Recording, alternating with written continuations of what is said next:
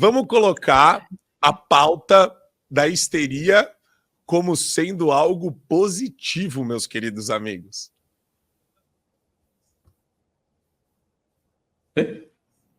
Hoje, e posso dizer que eu sou uma histérica, eu tenho tudo isso, eu tenho fibromialgia, eu tenho enxaqueca, eu tenho gastrite, essas são as histerias modernas, né?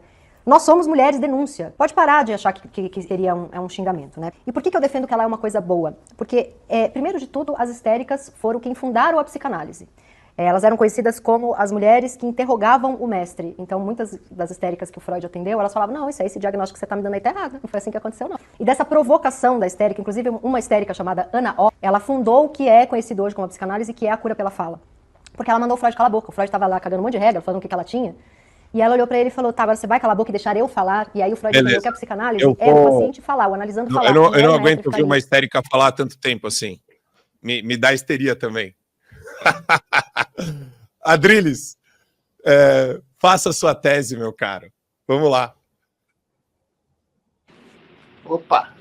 Vamos lá, que depois a Paula Marisa vai me contrapor, mas eu não vou poder... de repente não.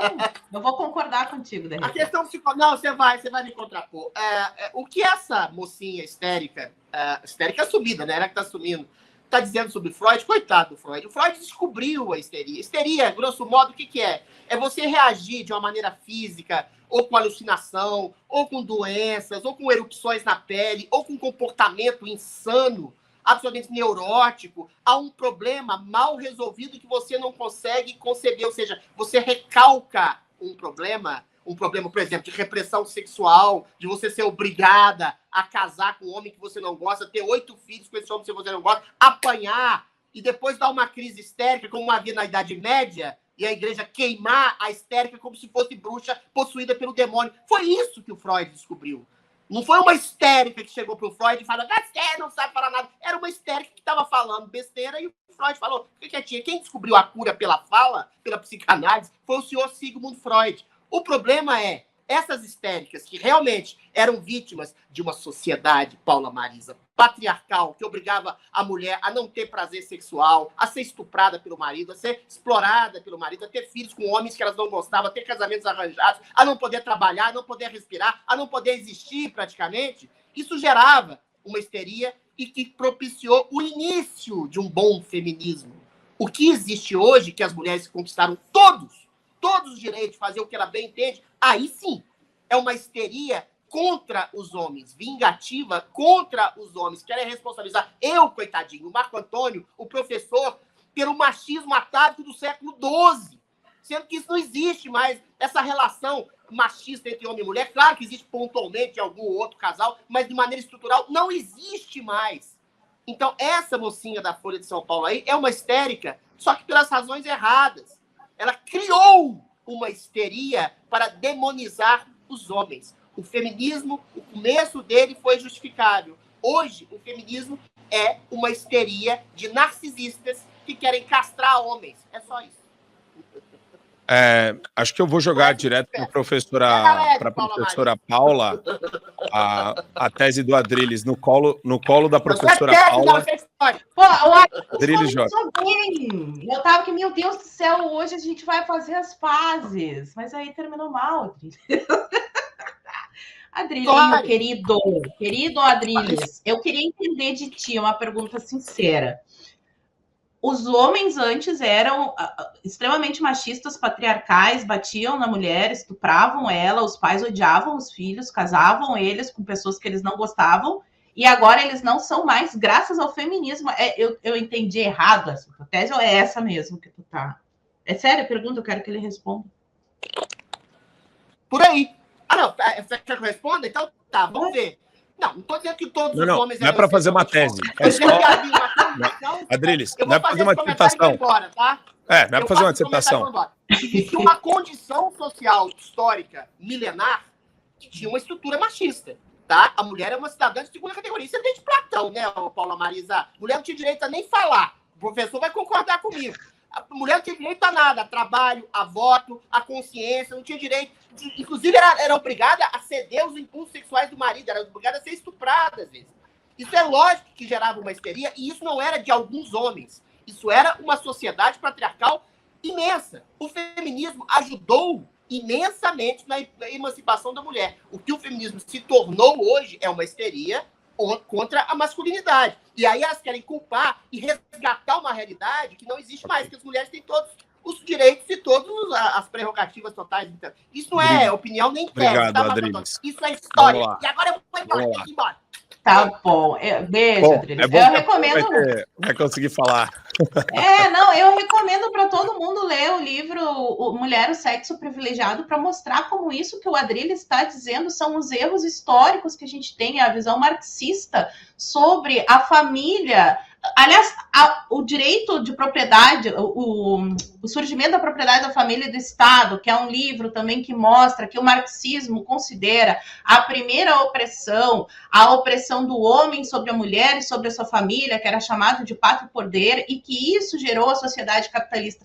Então, o que eu vejo no Adriles é que ele parte de conceitos históricos marxistas, tanto que ele fala que o patriarcado era uma opressão, é uma opressão nos livros do MEC. É óbvio que sempre existiram homens maus e que tinha mulheres que eram infelizes no casamento, que nem todos os casamentos são felizes e toda essa coisa. Agora, a gente achar que na Idade Média todo homem era estuprador, batia na mulher, que a mulher não podia falar, que ela ficava trancada em casa, que ela não podia trabalhar e que isso era um castigo e não o privilégio de não trabalhar para ficar cuidando do seu filho. Afinal de contas, as mulheres pobres sempre trabalharam na história da humanidade, na Idade Média, na Idade Antiga. As mulheres sempre pôde trabalhar. O que acontecia é que isso era visto pela sociedade como uma coisa ruim, porque o marido não estava suprindo o seu papel de provedor da família. A mulher chegava na loja, não precisava no comércio, né? Na época não tinha shopping, mas chegava no comércio, fazia uma compra e não precisava pedir para o marido. Ela não precisava pedir nada para o marido. Muitos maridos chegavam em casa e entregavam um salário na mão da mulher, era ela que fazia o orçamento doméstico, ela era a rainha do lar. E com o trabalho ela deixou de ser a rainha do lar para ser a funcionária da fábrica, do chão de fábrica. Então é óbvio que existia coisas boas e ruins. Não é um sonho azul onde tudo era bonito. Agora, achar que os casamentos na Idade Média eram feitos todos contra a vontade, então os pais odiavam as filhas, odiavam os filhos. Você que está me assistindo, vamos supor que tivesse que escolher um marido para sua filha, ia levar em consideração a opinião dela ou ia escolher o pior traste? Então, se a gente parte do pressuposto que todo homem é ruim e que a estrutura patriarcal, que é a estrutura do cristianismo de família, que isso é o mal, a gente está partindo de pressupostos marxistas. E aí eu vou ter que pegar aqui a frase do próprio Adriles. As pessoas têm que estudar para entender isso, né? É isso. Sim. Eu acho fenomenal o que a professora Paula falou e eu endosso cada linha do que ela disse. Professor Marcelo, não deixa de ser muito engraçado você ouvir a mulher querer dar uma espécie de verniz científico, né, psicológico, de análise, etc., falando sobre histeria. Nenhuma pessoa em histeria consegue fazer uma análise fidedigna da realidade, professor. Sim, a gente vê isso até em processo criminal, né? Você não vai colher o depoimento de uma testemunha que está numa crise de histeria, né? Quer dizer, a visão que ela tem da realidade é deturpada por essa reação exagerada, desmedida que ela tem. Há um problema que eventualmente pode existir, mas que ela está superdimensionando, né? O que eu acho que a gente deve observar na história da humanidade com relação a essa questão de patriarcado, opressão da mulher e tudo isso, na verdade, o que acontece?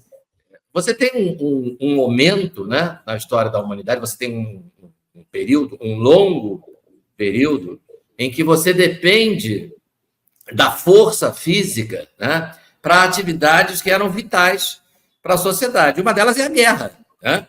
A guerra que foi o instrumento utilizado para resolver tantos conflitos entre estados, a guerra entre as cidades-estados da Grécia Antiga, a guerra de Roma contra os povos que o Império Romano conquistou, tudo isso.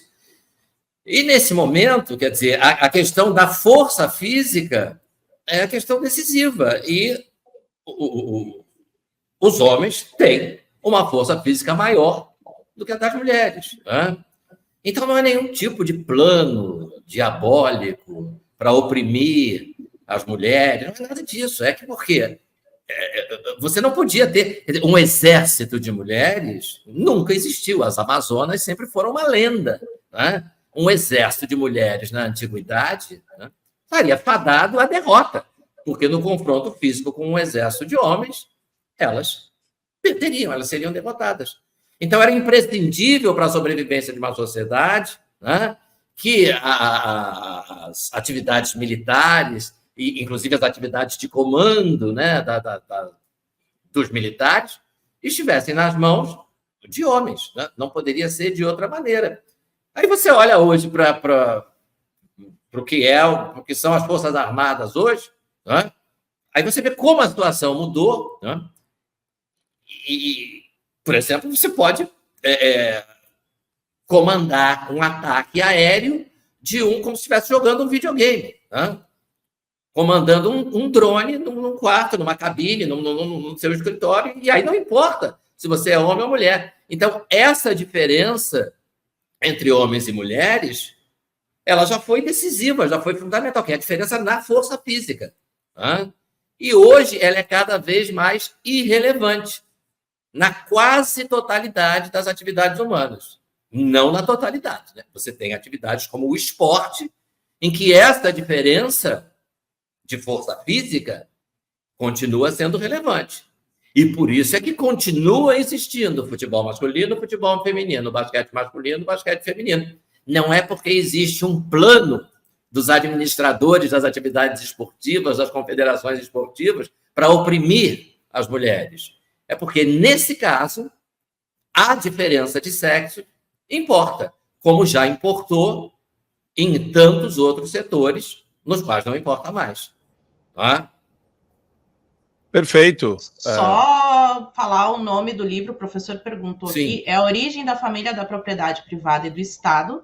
Estão me ouvindo? Esse daí Sim. mesmo. É um livro antigo, acho que só encontra em sebo, ele é do Friedrich Engels, que é o parceiro do Marx. Então, assim, embora o autor seja o Engels, esse é um compilado de escritos do Marx, já no fim da vida, que descobriu que a opressão primeira que acontece na sociedade é a opressão do marido sobre a mulher, e que por causa deste poder, todas as outras relações de poder existem, que é basicamente o que o Adrilles descreveu. Então, o que o Adrilles descreve é a visão marxista da história, né? E aí eu nem pude responder a mulher histérica aqui, mas tudo bem, fica para a próxima. Ela é histérica mesmo, tá? Você veja a questão do rei, né? Por que a linha sucessória em tantas monarquias? Porque o rei comandava o exército. Então precisava ser homem. Mas mesmo assim, a gente teve grandes rainhas na Idade Média. Quem acabou com esse negócio de que as mulheres pudessem ser rainhas foram os ingleses, né? O cristianismo primitivo ali na sociedade católica, a mulher assumia, sim, a gente teve grandes rainhas. Então, por isso é um erro histórico achar que a participação feminina na política se dá através do voto, ainda mais hoje em dia que a gente sabe o que significa voto, quando a gente teve grandes rainhas. Inclusive, quem assinou a abolição da escravatura aqui no Brasil foi uma mulher e que comprou briga com a elite econômica e por isso a gente teve o golpe da República. E que seria a nossa imperatriz se não fosse a proclamação da República. A história que a gente tem no nosso imaginário, para concluir, ela é a visão marxista de sociedade. Isso é passado na escola do MEC e é tido como verdade. Toda vez que alguém vem aqui e mostra a pluralidade, inclusive com documentos, com livros, que é como eu procuro fazer, porque eu estudo esse assunto há muitos anos, então por isso que eu fico chateada quando o Adrilles manda eu estudar e não me diz nem o nome do livro que eu li, porque de repente o livro que ele me indicou eu já li vários livros sobre isso, e são livros com documentos históricos, então é isso. Para você ter acesso ao conteúdo integral do Fio Diário, é fundamental que você assine agora a plataforma e aproveite as condições que a gente tem promocionais para você ter todos os acessos aos programas. Adrilles sobre tudo, Marco Antônio em Direita, Além do Ponto G, entrevistas com personalidades nacionais e internacionais, óbvio, Show da Manhã e várias outras atrações do Fio Diário.